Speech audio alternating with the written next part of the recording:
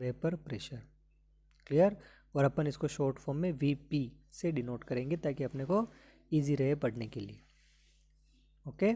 Now कौन कौन से फैक्टर्स हैं जो वेपर प्रेशर को इफ़ेक्ट करते हैं? तो हम कहेंगे पहला, does not depends on shape and size of container.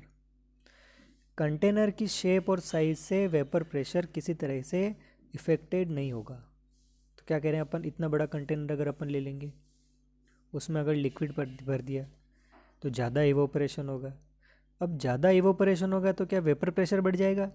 नहीं, वेपर प्रेशर नहीं पड़ेगा क्योंकि सरफेस भी ज़्यादा हो गई।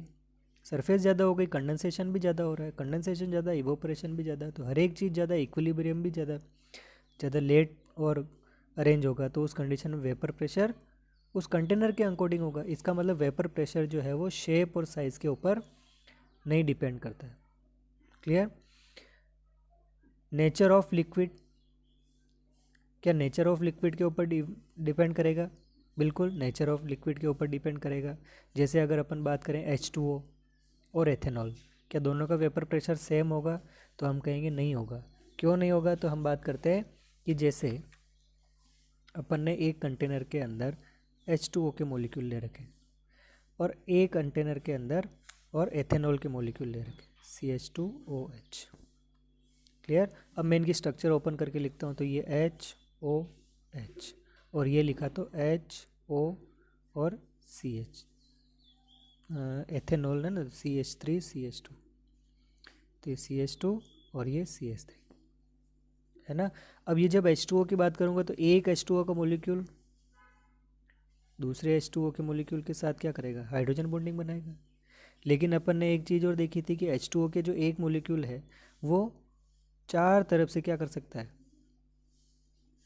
1 2 3 4 तरफ से क्या हो सकता है?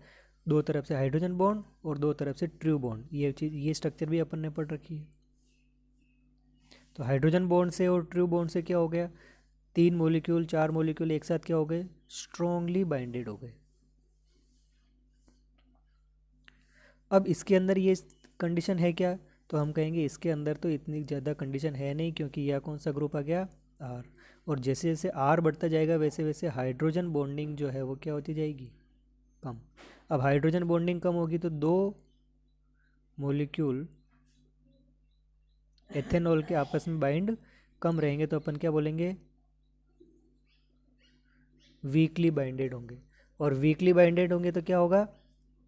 ये इवोपरेट ज़्यादा होगा, इवोपरेशन हाई होगा, और यहाँ पर इवोपरेशन क्या हो गया? कम। इवोपरेशन कम हो गया।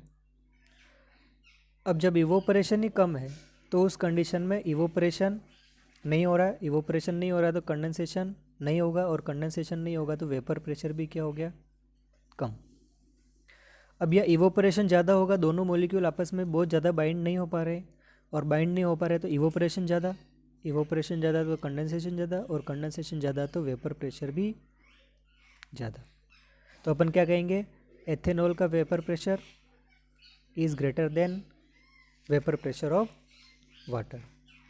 क्लियर। इसका मतलब लिक्विड्स के नेचर के ऊपर वेपर प्रेशर डिपेंड करेगा। क्लियर। तो हमने क्या लिख दिया? Vapour pressure is inversely proportional to force of attraction between molecules. की मॉलिक्यूल्स के बीच में कितना फोर्स ऑफ अट्रैक्शन है उसके ऊपर डिपेंड करता है। ओके। Now temperature.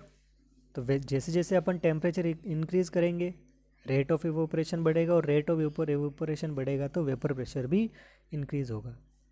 लेकिन क्या एकदम से इंक्रीज होगा क्या? तो हम कहेंगे वेपर प्रेशर और टेम्परेचर के बीच में अगर अपन प्लॉट करें तो उस कंडीशन में एकदम स्ट्रेट लाइन नहीं मिलेगी, हमारे को थोड़ा सा वेरिएशन मिलेगा। तो ये ध्यान रखना, इसमें इतना कोई डिटेल पूछते नहीं है पर अपने को ध्यान में रहना चाहिए। ठीक है।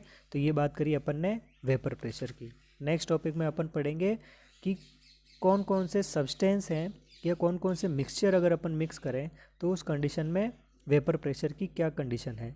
ये अपना टॉपिक है इस लेसन का। Okay, thank you.